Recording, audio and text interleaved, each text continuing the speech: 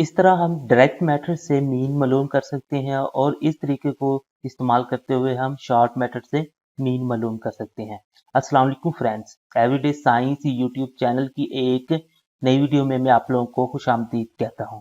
दोस्तों, आज की इस वीडियो में हम 8 क्लास की मैथ की जो न्यू बुक आई है उसकी एक्सरसाइज नंबर 5.3 के पहले 5 सवाल सॉल्व करना सीखेंगे।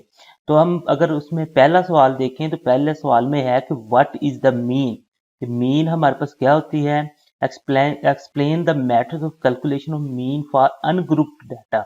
कि मीन को मालूम करने के लिए जो मेथड हम अनग्रुप्ड डाटा के लिए इस्तेमाल करते हैं वो हमने बयान करने हैं। तो सबसे पहले हम देखते हैं कि हमारे पास मीन क्या चीज होती है। मीन असल में हमारे पास जितनी भी वैल्यूज दी होती हैं उनको हमने जमा करना होता है और उन टोटल नंबर ऑफ वैल्यूज पे हमें तकसीम करना होता है और जो जवाब आता है वो हमारे पास मीन होता है। इन अदर वर्ड्स ये हमारे पास एवरेज की तरह ही होती है। तो इसका फार्मूला कुछ इस तरह से है, X bar is equal to sum of all values बटा नंबर ऑफ वैल्यू। मसलन कि सारी वैल्यू जितनी भी उन्होंने दी होंगी उनको हमने जमा करना है और टोटल नंबर ऑफ वैल्यूज पे तकसीम कर देना है। कुछ इस तरह से, जैसे ये देखें फॉर एग्जाम्पल हमारे पास x1 एक वैल्यू है, x2 दूसरी वैल्यू हो, इसी तरह में ना कि एक्स एन मतलब कि कोई भी एक्स एन का मतलब 10 वैल्यूज भी हो सकती हैं, 20 भी हो सकती है, जितनी भी हों सबको हमने ऊपर जमा कर देना है। और एन का मतलब है कि ये जितनी वैल्यूज होंगी उनकी तादाद को यहाँ पे लिख देना है, उनको तकसीम करेंगे तो हमारे पास जवाब आ जाएगा मीन का। तो अब हम देखते हैं कि जो हमारे पास दूसरा सवाल है, तो दूसरे सवाल में ये था कि compute mean by direct and short method of the following data. कि इस जो हमें ना कुछ 5 सवाल दिए हुए हैं इनकी हमने मीन मालूम करनी है। पहला जो है हमने डायरेक्ट मेथड से मालूम करनी है और बाद में शॉर्ट मेथड से। सबसे पहले हम डायरेक्ट मेथड से देखते हैं कि मीन कैसे मालूम करते हैं। तो मीन का फार्मूला वही है हमारे पास, सम ऑफ ऑल वैल्यूज बटा नंबर ऑफ वैल्यूज। ये हमारे पास डायरेक्ट मेथड के लिए है। तो इसमें हमारे पास ये जो वैल्यूज दी हुई हैं इन सब को हमने ऊपर जमा कर लेना है और ये टोटल अगर हम गिने तो ये टोटल हमारे पास 10 वैल्यूज बनती हैं। तो इसको 10 पे हमें तकसीम कर देना है। इन सबको हम जमा करें तो हमारे पास आंसर 54 आता है और 10 उसी तरह आ जाएगा। 54 को जब 10 पे डिवाइड करें तो आंसर हमारे पास 5.4 आ जाता है। तो इस तरह ये जो हमारे पास पहला ही सवाल दिया हुआ था इसकी जो मीन हमने डायरेक्ट मेथड से निकाली वो 5.4 आई है। अब इसी तरह अब इसी डाटा को इस्तेमाल करते हुए हमने मीन ना के शॉर्ट मेथड से निकालनी है। अब शॉर्ट मेथड से मीन निकालने के लिए हमारे पास ये फार्मूला होता है, mean is equal to A plus sigma D बटा एन। अब यहाँ पे ना आके इस सारे डाटा को हमने इस तरह ना टेबुलर फॉर्म में लिख लेना है और यहाँ से सबसे पहले हमने ए सिलेक्ट करना है। अब ए सिलेक्ट करने के लिए अब हम देखें टोटल 10 वैल्यूज हैं। तो हम ना के इसके ना जो दरमियान में वैल्यू होती है ना तकरीबन उसको अगर तो फादर में 9 होती तो वो 5 दरमियान में आ जाती। तो अब चलें अब भी हम ना इस तरह करते हैं कि 10 है तो चलो पांचवी को ना हम ए कंसिडर कर लेते हैं। ये जो पांचवी वैल्यू है ना ये हमारे पास ए है। अब हमने इस ए को इस्तेमाल करते हुए हमने डी निकालनी, क्योंकि यहाँ पे हमने डी भी इस्तेमाल करना है। एन तो टोटल नंबर ऑफ वैल्यूज है ना वो तो हमें पता है वो 10 है, एन तो आ जाएगा। अब ए हमने ना ये सिलेक्ट कर लिया, हम कोई और भी ले सकते हैं, ये कोई नहीं है कि हमने लाजमी यही लेना है। तो हम कोशिश करते हैं कि जो दरमियान वाली है ना वैल्यू उसको हम ना ए ले लें। अब ए हमने ले लिया 8, तो ए की कीमत यहाँ पे हम लिख सकते हैं। अब हमने डी सिग्मा डी करना है, यानी कि डी की जितनी वैल्यूज होंगी उन सबको हमने जमा करना है। तो अब हम ना कि डी निकालते हैं वो निकलेगा एक्स माइनस ए, यानी कि इस वैल्यू का ये जो है ये हमारे पास एक्स है और ये हमारे पास ए है। अगर एक्स में से ए को माइनस करेंगे तो हमारे पास डी इसके लिए इस वैल्यू के लिए डी की रकम हमारे पास निकल आएगी। अगर इसमें देखें तो एक्स हमारे पास 10 है, ए हमारे पास 8 है। तो 10 में से हम 8 जब माइनस करते हैं तो हमारे पास आंसर 2 आ जाता है। अब इस केस में देखें तो एक्स हमारे पास 8 है और ए भी 8 है, 8 में से 8 माइनस करेंगे तो जवाब 0 आ जाएगा। इसमें देखें तो एक्स हमारे पास 6 है लेकिन ए हमारे पास 8 है, 6 माइनस 8 जवाब -2 आ जाएगा। अब इसी तरह अगर इसमें देखें तो x हमारे पास 0 है और जो हमारे पास a है वो 8 है। तो 0 माइनस 8 जवाब हमारे पास -8 आ जाएगा। इसी तरह अगर इसमें देखें तो ये हमारे पास जो है इसका x वो तो 8 है और a भी 8 है, तो इसका आंसर भी 0 आ जाएगा। इसको देखें तो ये हमारे पास x3 है और ए 8 है तो 3 माइनस 8 जवाब -5 आ जाएगा। इसी तरह 2 माइनस 8 जवाब -6 आ जाएगा। 5 माइनस 8 जवाब -3 आ जाएगा। 8 माइनस 8 जवाब 0। 4 माइनस 8 जवाब -4 आ जाएगा। इस तरह हमने ना कि ये सब के लिए ना कि ये डी की वैल्यू निकाल ली है। अब ये डी की वैल्यू जो हमने निकालनी सारी, इनको अब हमने ना कि जमा करना है, क्योंकि हमने सिग्मा डी निकालना है। अब यहाँ पे अगर हम देखें, ए हमारे पास 8 है जो हमने खुद ही डिसाइड किया था। दूसरा है सिग्मा डी। इन सब वैल्यू को अगर हम जमा करें, हमारे पास जवाब -26 आएगा। और एन जो कि टोटल नंबर ऑफ वैल्यूज है वो हमारे पास 10 है। तो ये -26 इस तरह आएगा कि इन सब को हमने ना कि जमा करना है। जो प्लस वाले हैं उनको लहदा से और माइनस वाले को लहदा से, फिर उनमें से हमने माइनस कर देना और रकम के साथ जो अलामत आती है वो बड़ी रकम की आती है। तो नेक्स्ट अब हम ना कि इसका मीन निकालते हैं। तो मीन में हमने ए की जगह पे ए की रकम यानी 8 पुट कर दी, ये प्लस उसी तरह आ गया। सिग्मा डी हमारे पास -26 था तो ये -26 पुट कर दिया। एन 10 था तो ये 10 पुट कर दिया। सबसे पहले हम ना कि इन दोनों को ना डिवाइड करके देख लेते हैं। तो ये अगर हम डिवाइड करते हैं तो हमारे पास आंसर आता है 2.6। अब माइनस और प्लस को जब हम मल्टीप्लाई करेंगे तो जवाब माइनस में आ जाएगा, यानी कि ये हो जाएगा 8 माइनस 2.6। अब अगर हम 8 में से 2.6 को माइनस करें तो आंसर 5.4 आ जाता है। तो चाहे हम डायरेक्ट मेथड से किसी भी सवाल का मीन मालूम करें या फिर शॉर्ट मेथड से करें तो उनके ना जवाब बराबर आना चाहिए। तो ये पीछे से जो हमने जो मीन मालूम किया था डायरेक्ट मेथड से, उसका भी जवाब 5.4 था और इसका भी जवाब 5.4 है। तो इस तरह आप लोग ये सारे जो सवाल दिए हुए हैं इनका ना कि डायरेक्ट और शॉर्ट मेथड से दोनों से ना कि मीन मालूम कर सकते हैं। अब हम तीसरे सवाल पे आते हैं। तो तीसरे सवाल में उन्होंने कहा हुआ calculate the mean from the following information. अब अगर यहाँ पे आप लोग देखें तो यहाँ पे उसने ना कि डाटा नहीं दिया, यानी कि वैल्यूज नहीं दी, इसमें कुछ इंफॉर्मेशन दी है। अब इस इंफॉर्मेशन को इस्तेमाल करते हुए हमने मीन निकालनी है। अगर इस केस में देखें तो हमें डी दिया हुआ है, तो इसका मतलब है यहाँ पे डी वाला फार्मूला जो हम पीछे लगा के हैं वो लगेगा।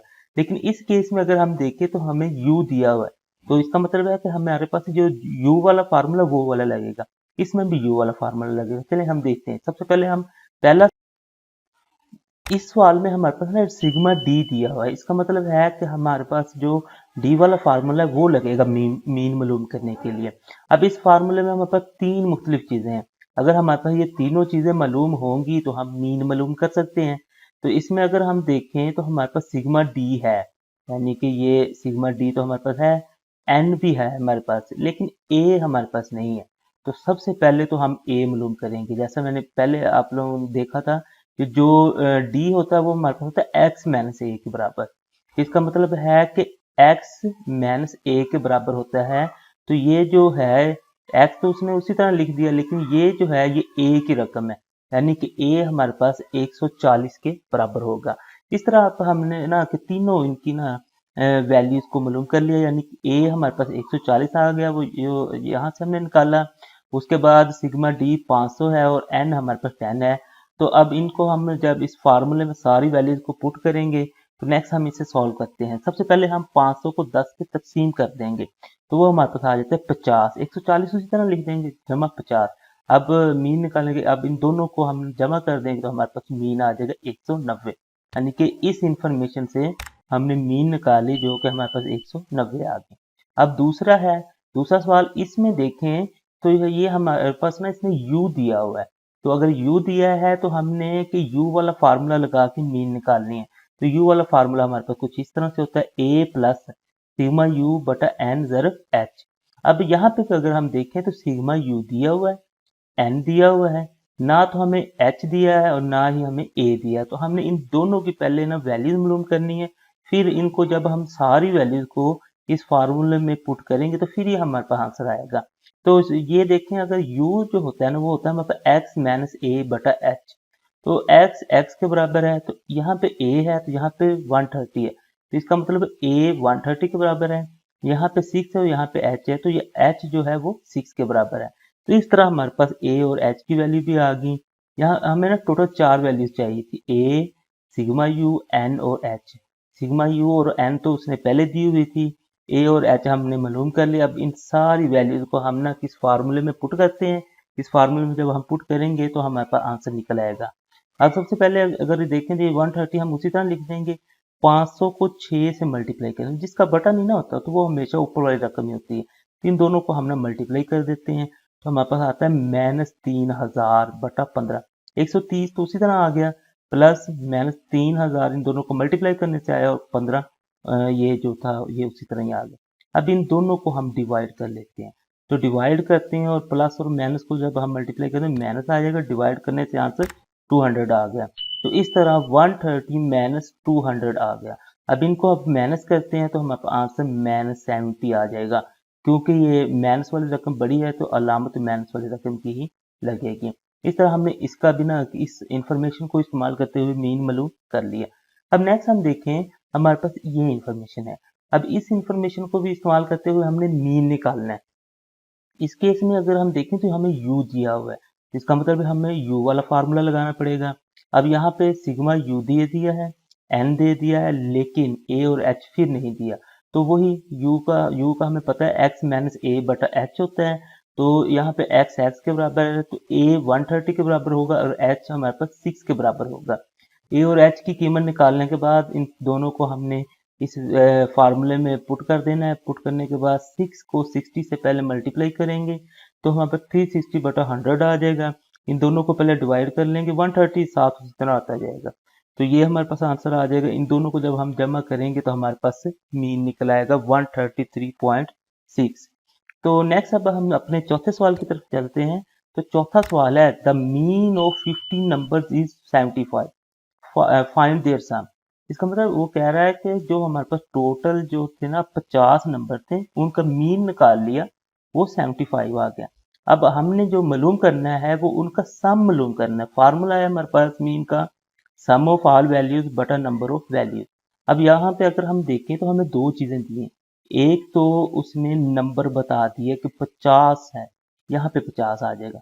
दूसरा उसने मीन बता दिया कि उसकी 75 है, तो मीन की जगह ये आ जाए।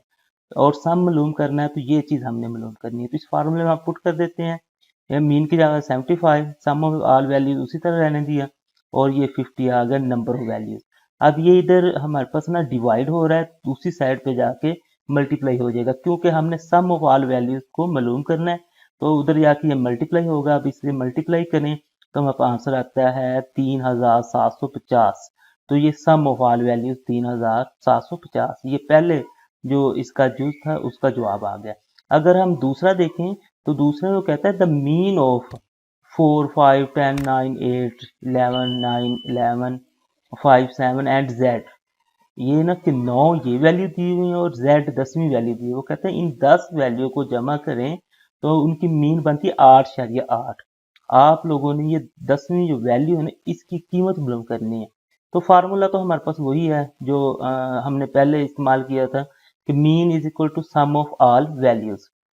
अब मीन हमारे पास 8.8 है, जो नंबर ऑफ वैल्यूज हमने वो गिनती कर ली वो 10 है। तो सम ऑफ वैल्यूज इन सब को हम प्लस कर देंगे और साथ में z को भी प्लस कर देंगे। अब ये हमारे पास आ गया। अब सबसे पहले ना हम इन सब को प्लस कर देते हैं और साथ में z उसी तरह प्लस में लिखा रहेगा। इन सबको प्लस करें तो हमारे पास आंसर 79 आता है। ये सॉरी मैंने आप लोगों को पहले कहा था कि ये 10 वाली, ये 10 नहीं 11 वैल्यू थी। z को ना साथ मिला के ना 11 बनती है, तो हमने z को भी ना काउंट करना था। अब यहाँ पे अगर हम देखें तो 11 इधर ना डिवाइड हो रहा है, तो सबसे पहले तो हम 11 को उधर जाके मल्टीप्लाई करेंगे। तो 11 को उधर मल्टीप्लाई करेंगे तो ये इस तरह से हमारे पास आ जाएगा। अब 8.8 मल्टीप्लाई 11 हो जाएगा और 79 प्लस z उसी तरह आ गया। इनको मल्टीप्लाई करते हैं तो हमारे पास आंसर आता है 96.8। अब ये 79 इधर प्लस है तो इधर आके माइनस हो जाएगा, क्योंकि हमें यहाँ पे सिर्फ z चाहिए। तो ये इधर आके माइनस हो गया। तो अब इसे हम माइनस करते हैं तो हमारे पास आंसर जो z का आया था वो 17.8 है। तो क्योंकि ये इक्वल है तो आप z चाहे इधर लिखें चाहे इधर लिखें, वो कोई इशू नहीं है।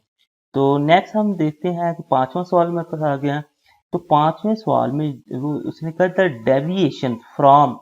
डेविएशन मसलन के जो हमने ना कि पीछे शॉर्ट मेथड मीन के लिए यूज किया था, तो वहां से हमने डी मालूम किया था। मसलन कि हमने ए को एक सिलेक्ट कर लिया था अपना, तो वो जो है ना ये कहते हैं वो डी मालूम किया था।